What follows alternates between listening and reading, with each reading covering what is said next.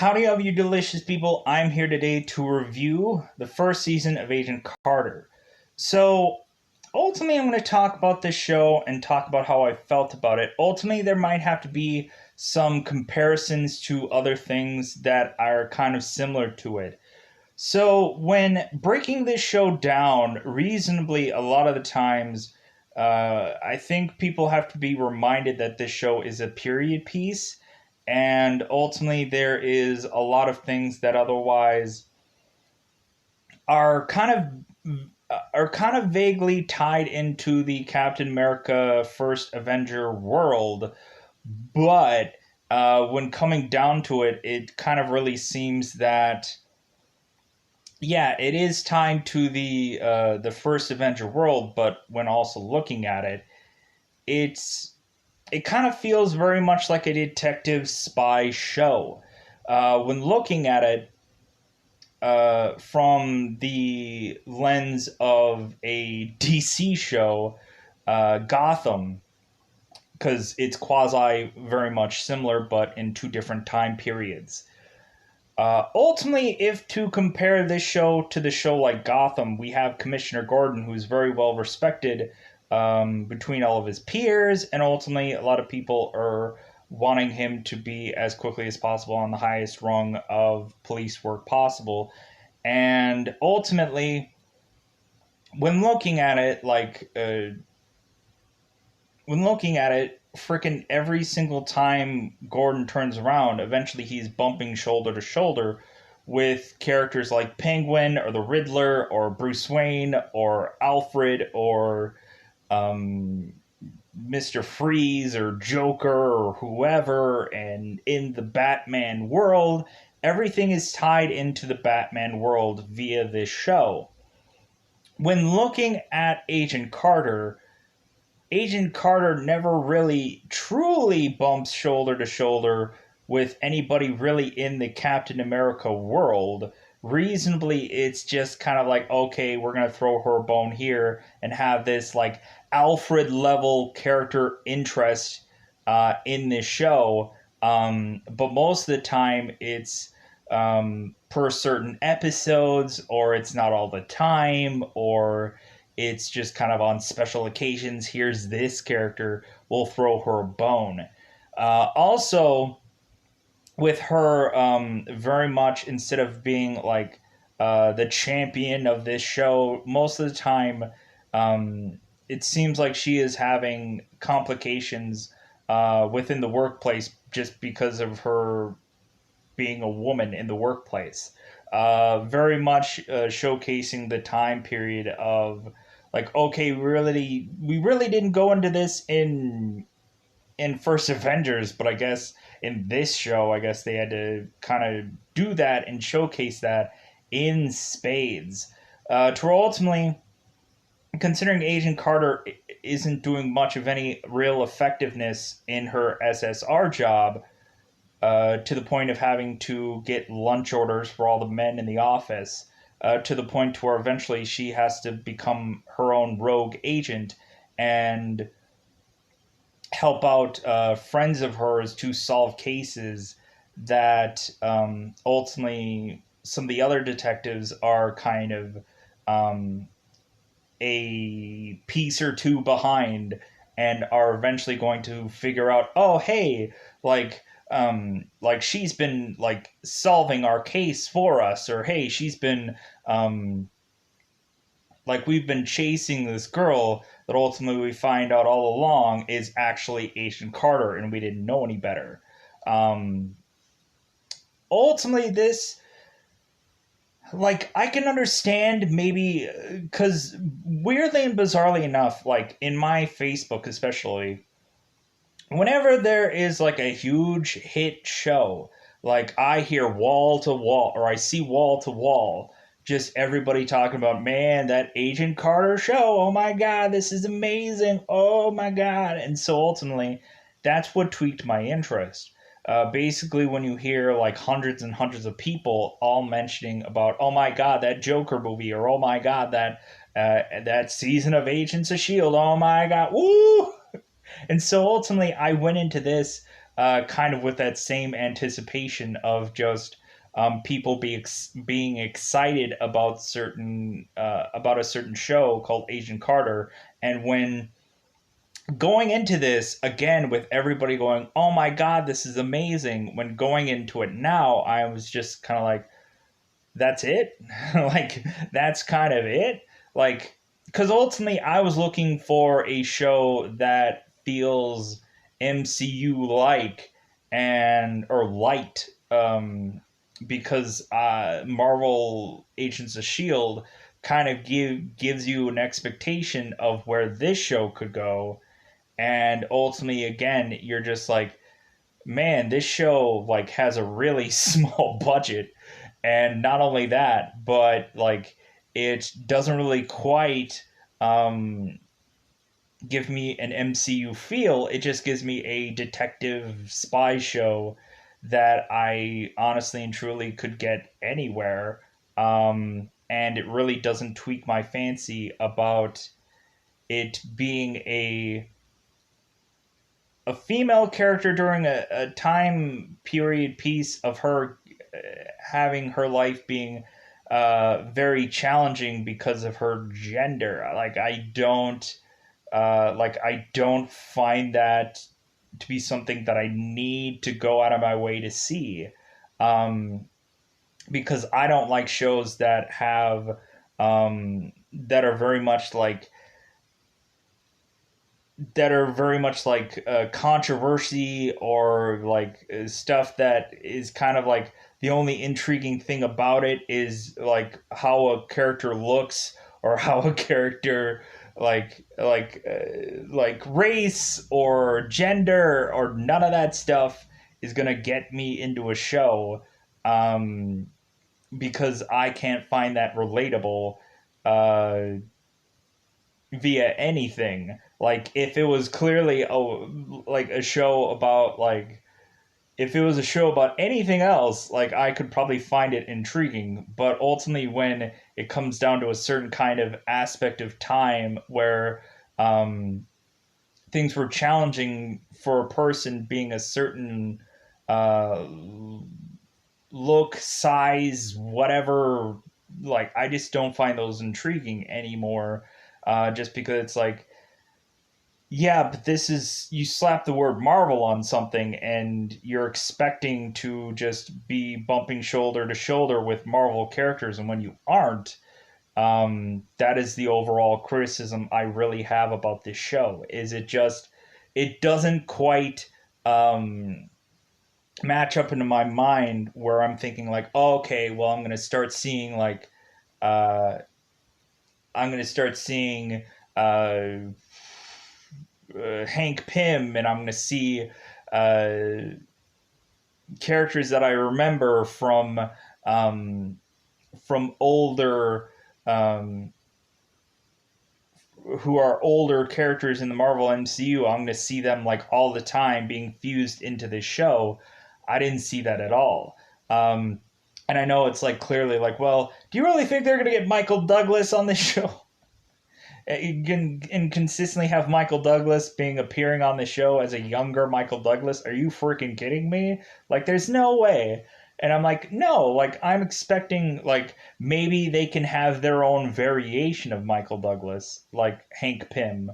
Maybe they can have their own spin on certain characters, and um, and this and that. It doesn't have to be 100% MCU like related. And also there are certain characters that they've never touched on any number uh of of Marvel stuff, like they kind of throw in here as a reference. Like they mention Union Jack, and they mention like Captain Britain's and stuff like that. And I'm just like, well, hey, like why isn't there like a Union Jack on this show and stuff like that? Because when looking at it, um, like reasonably, like with the Marvel Netflix shows, do you think everything coming from the Marvel Netflix shows eventually, when Disney bought them all back, um, is all going to end up like being the exact same thing that everyone is known for it being? Like, is everybody expecting? every single person, like the Luke Cages and the Iron Fists and everything like that, do you think it's all going to be the exact same as Netflix was? Probably not. But at the end of the day, you can surely say that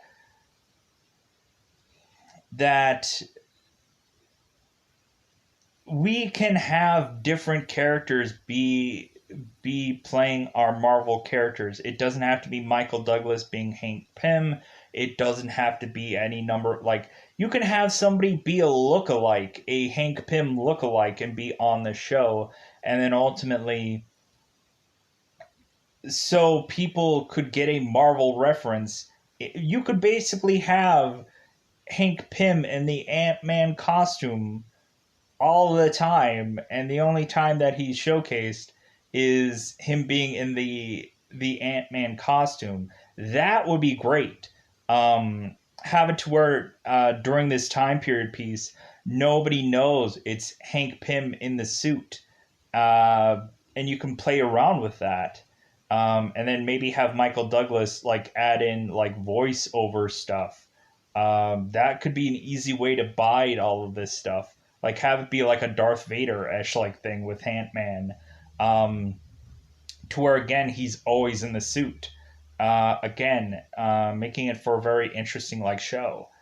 But again, this show really reeked of me of just severely low budget, and ultimately it was just like, okay, um, like we had to have a very like the pilot episode to me just came off as just showcasing how like cheap this show was going to be, sadly enough. um but anyways, I guess probably the second season could have a lot more vim and vigor, but when looking at it I'm just like,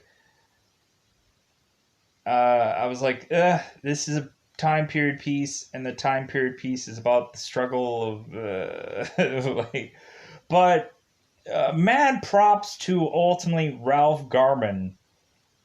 I really love Ralph Garman. I have seen him in quite a bit of things. I've seen him in Hollywood Babylon with Kevin Smith. I've seen him on the Kevin Smith YouTube channel. You can check that out. I watch that like all the time. I not only know that, but then I also have seen Ralph Garman on his own YouTube channel. I think I'll probably give links to both of those things. I'll give links to the Kevin Smith YouTube channel, and I'll give a link to the Ralph Garman YouTube channel on the description down below. Um, so that way you know exactly who I'm talking about. Ralph Garman, who is playing the radio personality within this show, ultimately consistently doing the radio station portion of the show, which I don't want to talk much more about that. I'll talk much more about that in spoilers. But yeah, Ralph Garman, big ups to him for being tied to a Marvel thing.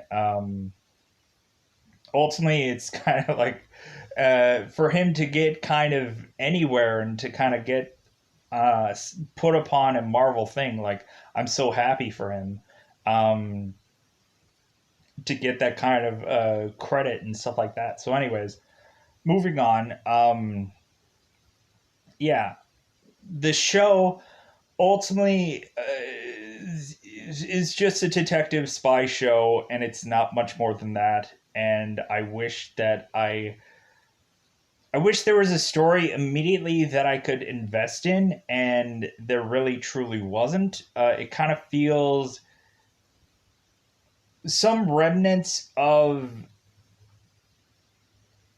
like even when they actually get to a quasi intriguing story, like I feel like that is like stolen from previous MCU stuff. And when also looking at it, I was like, man, here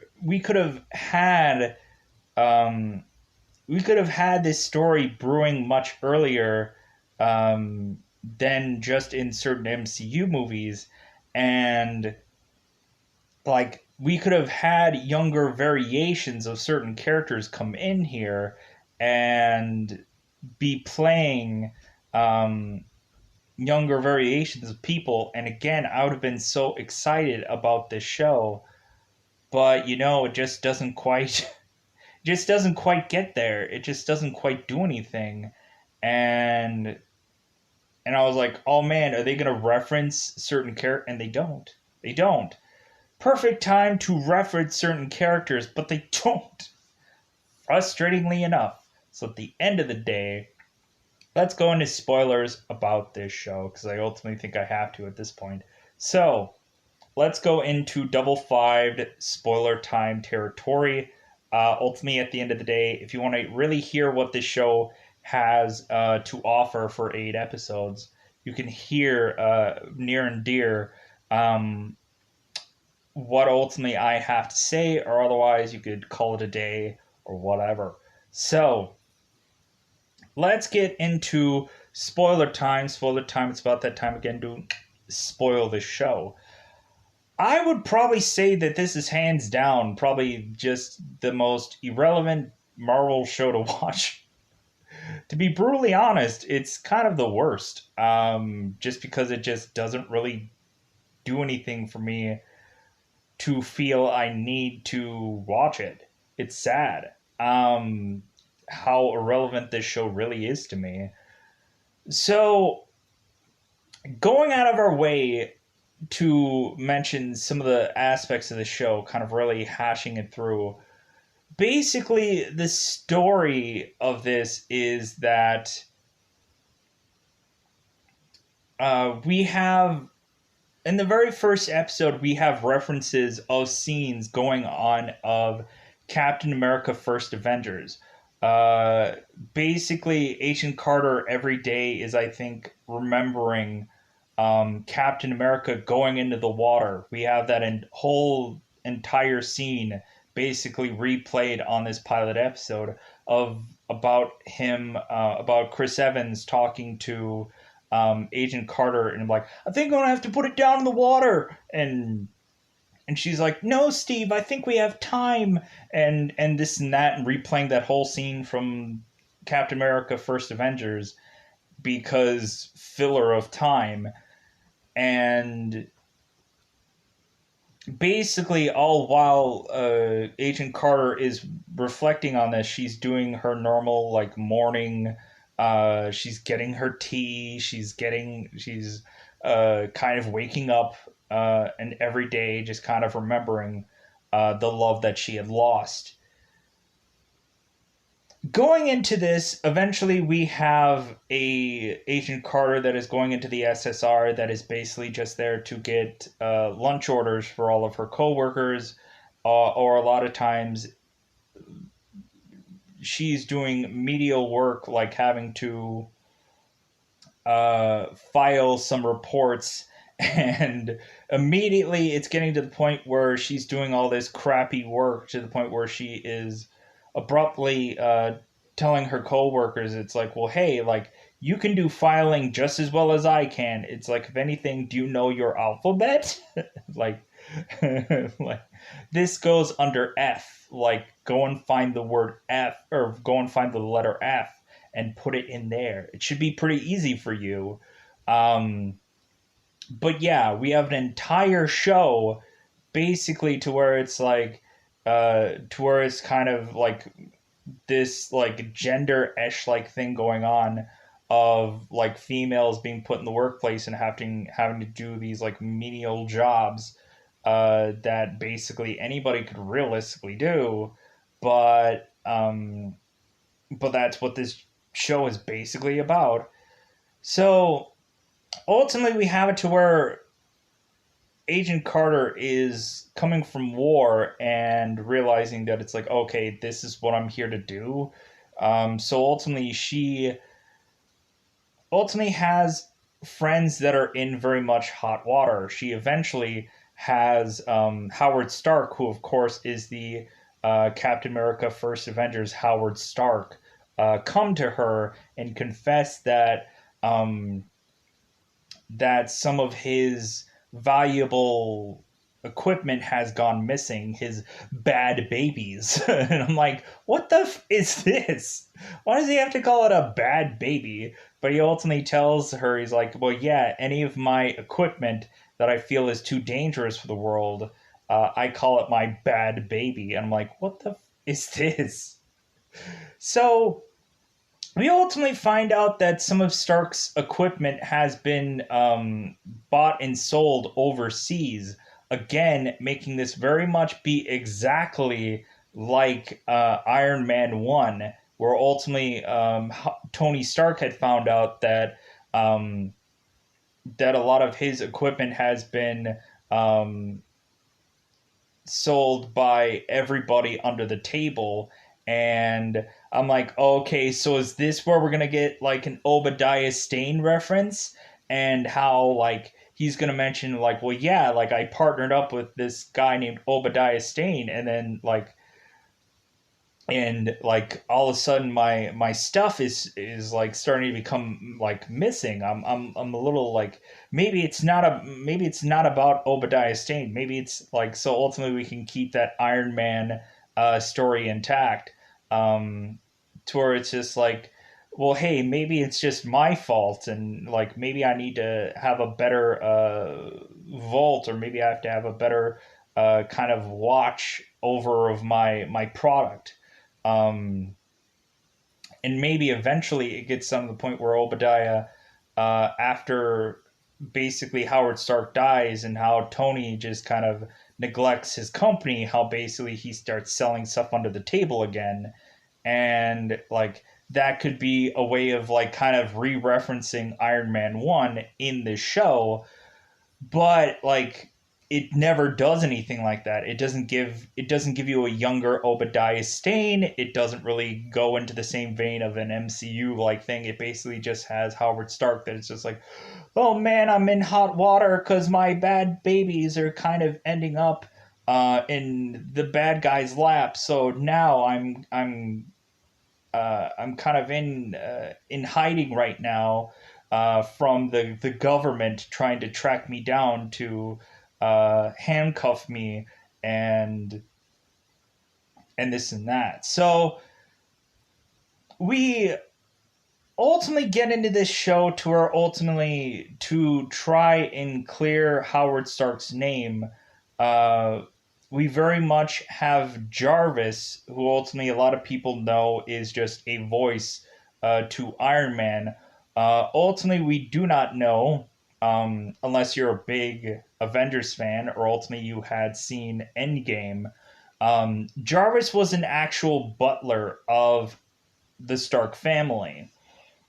And ultimately, if you are a big comic book fan, you would know that ultimately Jarvis, for the bulk of the time, would just be a butler.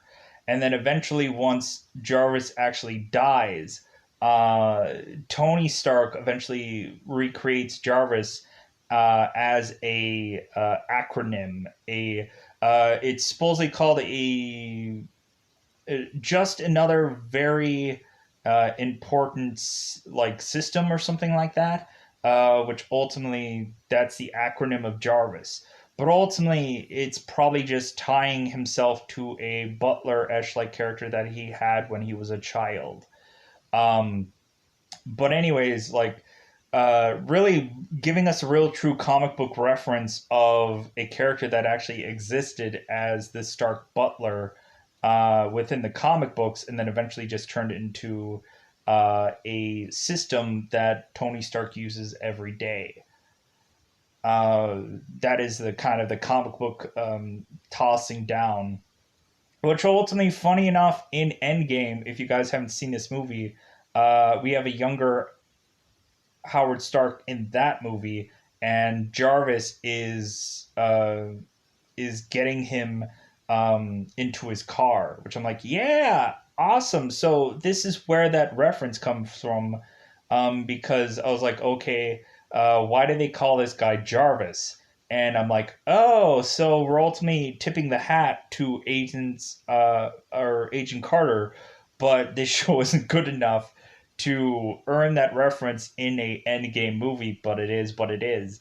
So going into, okay, Jarvis is seemingly consistently working with Agent Carter, and I guess, to have like a buddy cop kind of thing going on. But Jarvis isn't the character that is going to absurdly get his hands dirty.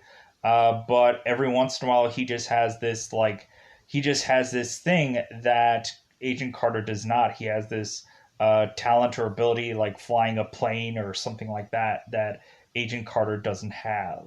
So, or he like knows on a high end of who to talk to, because Howard Stark has talked to several different kinds of people and this and that. It's a way to kind of get us into the Stark uh, kind of way of getting into things without using Howard Stark himself. Like Jarvis is kind of like that middleman of getting us between these two worlds, between Agent Carter's world into Howard Stark's world. So ultimately, what we do is we have Agent Carter, who by night is consistently, via telling her boss that she is sick or that she's ill or that she's having female issues, and her boss is just like, "Oh, really? Okay, all right, sure. Like, just go ahead and just like whatever, just whatever you need." So ultimately, she is leaving to ultimately go into cases where she's re-dyeing her or putting on wigs, dyeing her hair or something like that, changing her look, and trying to solve Howard Stark's case. Getting to the point where eventually her her finding out information and stuff like that, all while being mixed in with kind of these random housing areas that she was in. At some point, um, she was living with uh, she was living with some random girl, and ultimately she wasn't paying for any rent. She just knew a friend, and ultimately at one point she comes home to find out her friend is dead, and ultimately leading her to try to find the murderer of her friend. And because at the end, like, they were coming to this apartment to take out Agent Carter, and they got her friend instead.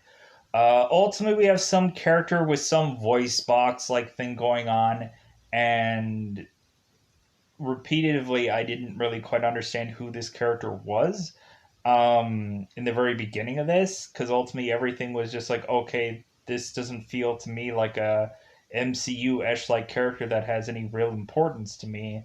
So I didn't quite understand who this person was. So we eventually end up kind of going into this and eventually having to not only take down seemingly who is incorporated with this voice box Ash like person, and then eventually we get into like solving much more of these little like cases to eventually try and figure out how exactly Howard Stark is going to very much be resolved of all of this, because that's the overall goal, is that Howard Stark doesn't have Tony Stark, so eventually he has to be in the clear about all things, and he can't live the rest of his life in jail because ultimately he doesn't have his wife yet that he ultimately has, um, to make Tony. Because ultimately Howard Stark, we really know him only as a playboy right now, because ultimately eventually at some point Agent Carter has to ask Jarvis, like, okay, hey, um, there should be a female that otherwise had tied herself to Howard, um, and it seems like this female has some tying with this case. So what would be a recent female that Howard Stark had been with? And Jarvis absurdly goes like, "Oh, okay, well, you need a female woman that had been romantically tied with Howard Stark. Okay. Well, if you need to know every woman that Howard Stark has been in, well, I guess we need to start with the Western Hemisphere. And she's like, what? It's like, yeah, Howard Stark has been with every single woman. Half of the time, he probably barely remembers what their names are because he's been with so many of them. Like, this is going to take forever. And it's like, ugh, my God, this guy slept around so freaking much. It's like, well, yeah, because he's a rich guy and he otherwise just throws himself through all numerous amounts of women because who cares? So, anyways, we eventually go into ultimately having to not only tie in certain characters quickly, like Captain America, because ultimately we have a radio station every single day that is doing the story of Captain America, how basically every single episode they have of this radio station where there is some damsel in distress and Captain America has to run in and protect her from any number of Hydra agents or whoever it is on that episode. Um, Basically, every single time that this radio station appears, it's usually kind of seemingly the same story over and over again, where it's like, where you have some damsel screaming like, "Oh my God! If only I had the help of Captain America!" And then Captain America busts in radio terms like, "I will save you!" And then like that's kind of how the story kind of goes into every single episode, to where every single time Agent Carter is somewhere listening to this radio station. She's like, "Good God, this radio station sucks. Like, could I just like, can someone just turn that off? Like, I am so tired of hearing that story, or I'm so tired of having a story that doesn't really and truly depict, um, like me and Captain America's life together." And we also find out that Agent Carter has girlfriends that ultimately, or not girlfriends, but like friends who are girls. That immediately she goes to this one diner, and then there's this girl that is desperately trying to be an actress, but it doesn't really seem like she's getting much gigs anywhere. Eventually, she is thinking about becoming a secretary because I guess technically that's what you would do during that time period, is usually be a secretary for somebody. But this girl is a diner girl. She's a girl that works at a diner. So ultimately, she is has aspirations about being an actor. Eventually, she does this performance um, to convince people something about Agent Carter, which actually isn't really true. So eventually they believe that, and she's like, "Well, hey, like I should really be like a real, true actress in this and that." And so there's a whole story about that. So basically, it gets down to the point where Agent Carter eventually, from going from place to place, because ultimately, either her friend dies or ultimately she just needs newer places to live. She eventually ends up in some apartment area sharing with her friend that ultimately is a woman that is very much like a Themyscira-esque like place where this woman wants no man to be anywhere beyond just the very base portion of this hotel area or this apartment area. Basically, she wants no romantic tie of otherwise having a man up into any of the rooms that she otherwise has. So, going into this, basically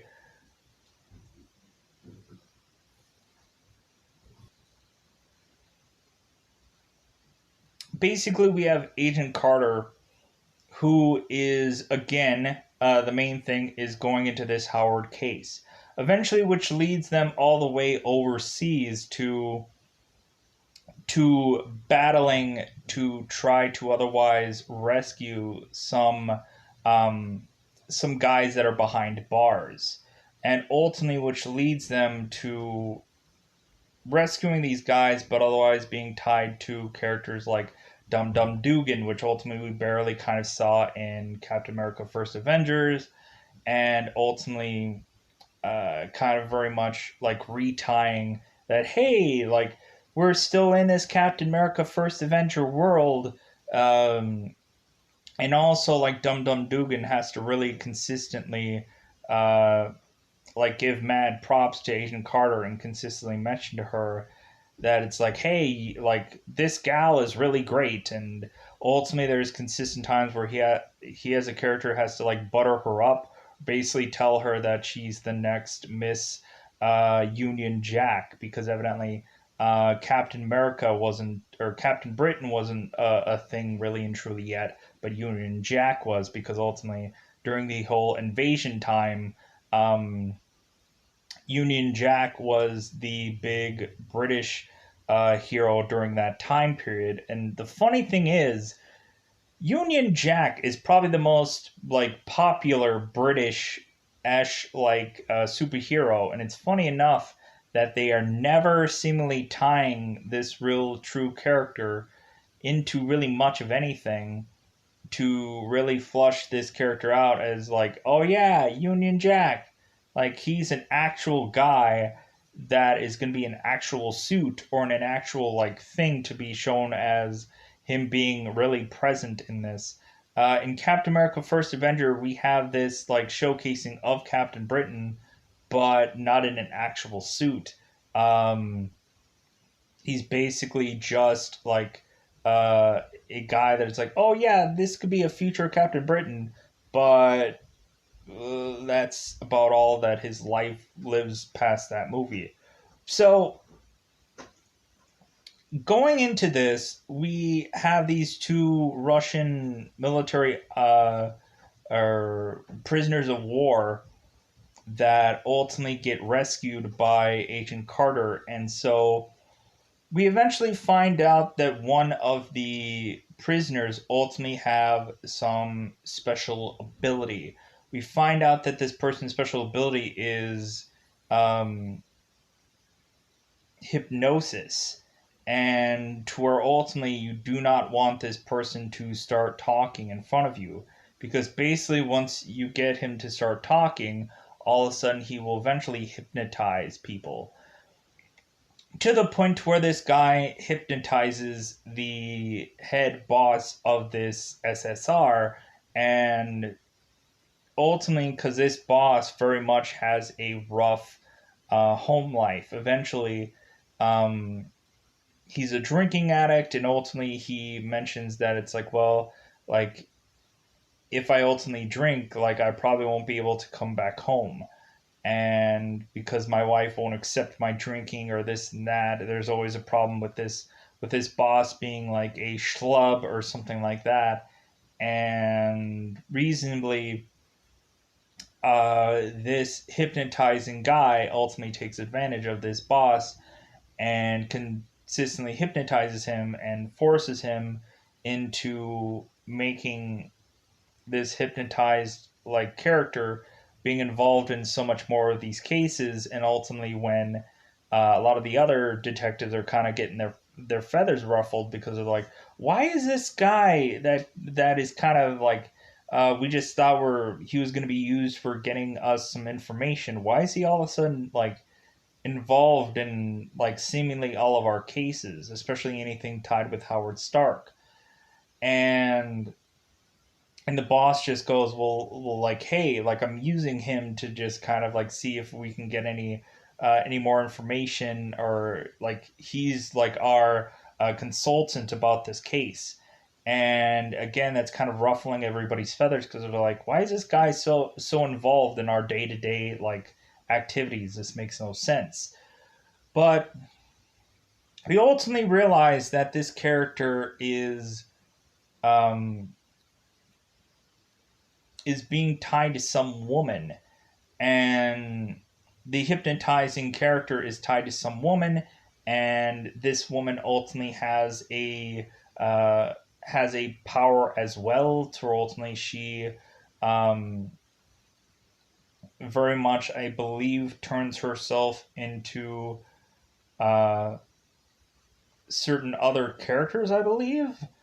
and to the point of her, like, I think she's kind of a very much can turn herself into other different kind of characters at some point and this and that. And ultimately, so we go into this, and the overarching point is to, like, at first, eventually, like, people are starting to realize that this guy is starting to hypnotize people. It gets to the point to where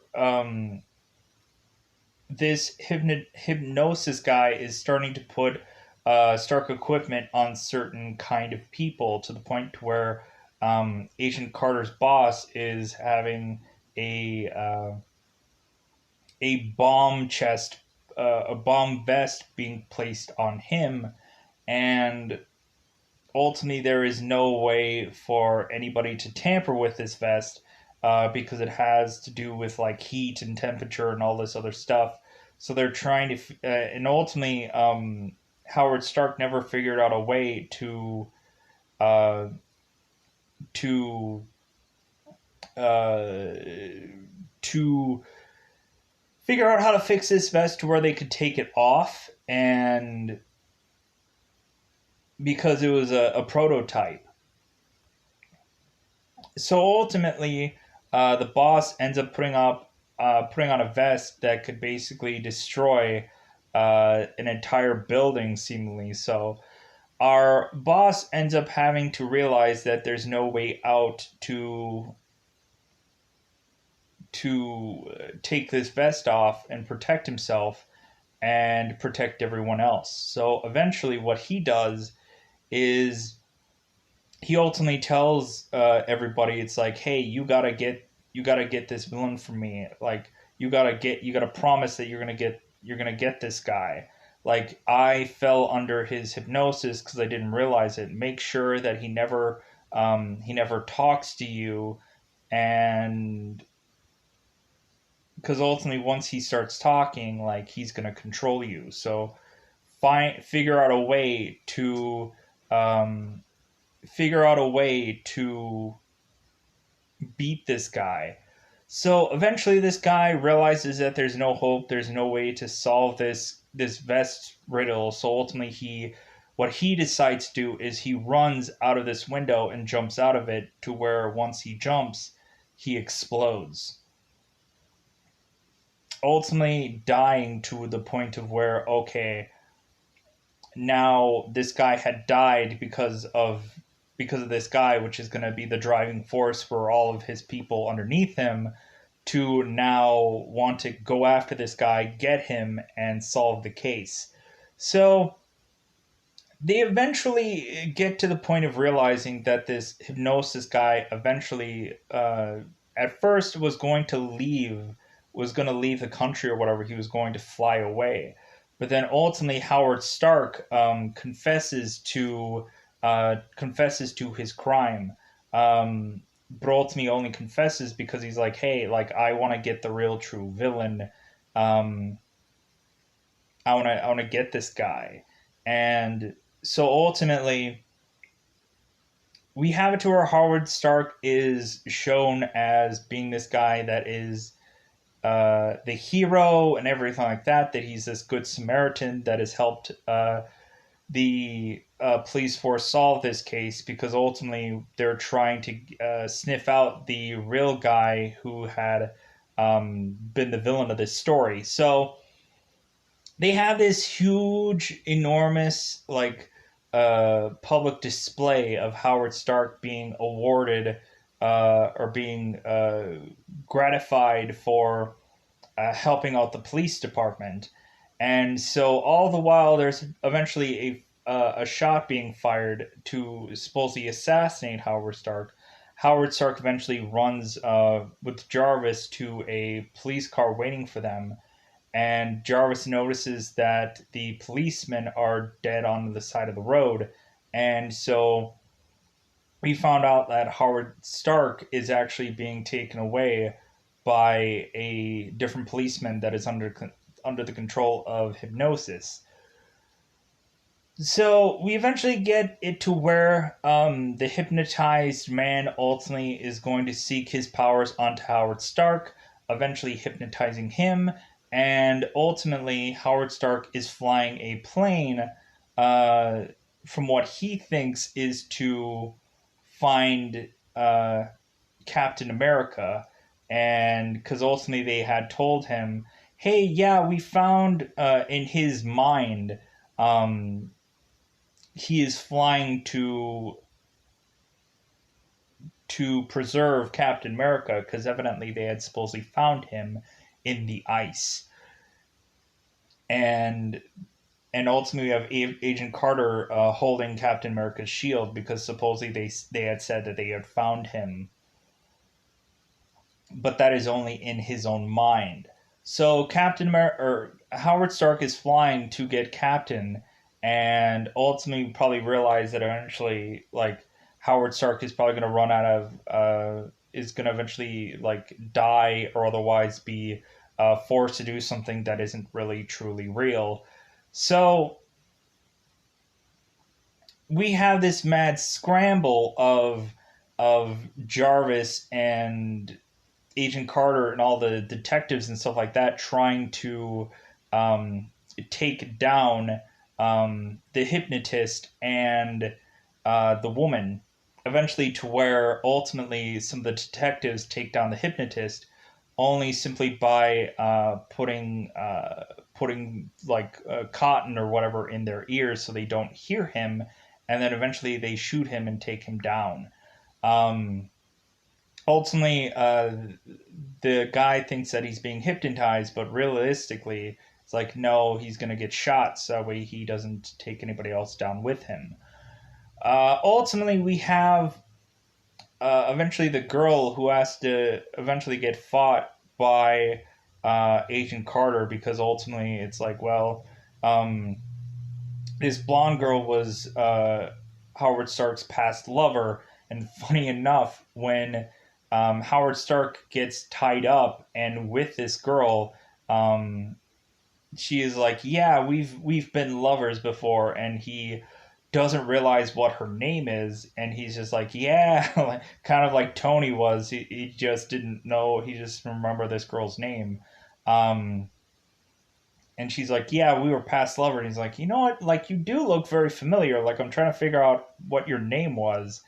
And he's like, "You know what? I have like a steel trap. I should be able to figure out what your name was." And eventually, by the very end of the episode, he remembers what her name was, and he like says it, and he's like, "Yeah, I remember. Yeah, I remember her. I remember her name. Steel trap. You know, like." Uh, but yeah, so if anything, what we have is Howard Stark flying in the air, uh, thinking about rescuing Captain America. And we have Jarvis, who is the only person that also knows how to fly a plane. So he gets on another plane to intercept Howard Stark to otherwise shoot him down or try to figure out a way to talk him down. So ultimately we have Agent Carter after beating down the villains. She is back on the speaker, uh, talking to Howard Stark as she would have talked to Captain America, and she as much as possible talking him down, and Howard is talking about like, we found him, like we found our man, we found Captain America, like I desperately just like I want him back in our lives, and like we now have him. And ultimately she's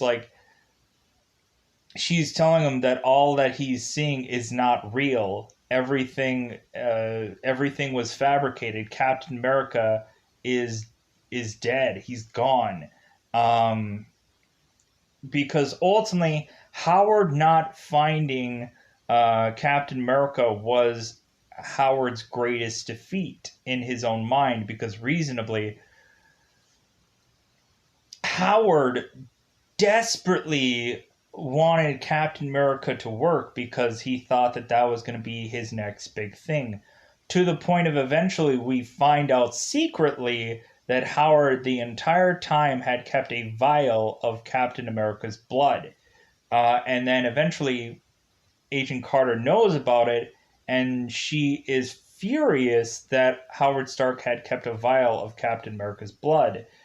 Because ultimately it's like she is ticked because she's like, oh, so you're going to just recreate another super soldier serum using Captain America's blood, and she doesn't like that at all. She doesn't like that he's gonna try as much as possible to make a ton of money off of Captain America's death. And but Howard Stark is telling her about the properties of his blood and how the numerous things, diseases and stuff like that they could cure using Captain America's blood. And again, she wants none of that. So eventually there's this whole like back and forth about Captain America's blood and stuff like that, but that happens earlier on in the show. And now, going back into the flight, where ultimately Howard Stark desperately is imagining that he is on his way to get Captain America, which is not really what is happening. He's just flying to the point of not really knowing exactly where he's going to land. So, Agent Carter is talking Howard down and telling him everything that he's seeing is imaginary. Captain America is dead. We need to move on. Blah blah blah blah blah. And Jarvis the entire time is talking to Agent Carter and saying, "Okay, well, like I'm getting close to Howard. Do you want me to shoot him down? What do you want me to do?" Um, and immediately, Agent Carter is not thinking about her friend Howard dying. She's like, no, like I'm going to talk him down, um, to ultimately really cement that okay, she couldn't save Steve, but she is going to save Howard. And of course, you kind of technically have to save Howard no matter what, because again, Howard creates Tony, and Tony, like, yeah, we basically realize that Howard is going to have to be saved because movie logic or overall just logic of just like knowing full well this person has a life after this.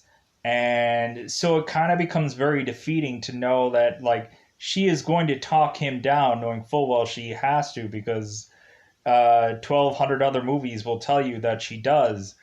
But reasonably, it's just the aspect of just like, oh, well, this is nice that she is able to save Howard when she couldn't save Steve, and she is coming back to that same moment and um, correcting something that she couldn't before, because ultimately everybody mentions the fact that it's like, what the heck, why couldn't have Captain America just like kind of kept the plane on autopilot, or why isn't that entire ship or that entire big A plane have a parachute anywhere for Captain America to just drive the plane into the water, and before the plane hits the water, he could have gotten a parachute and been completely fine.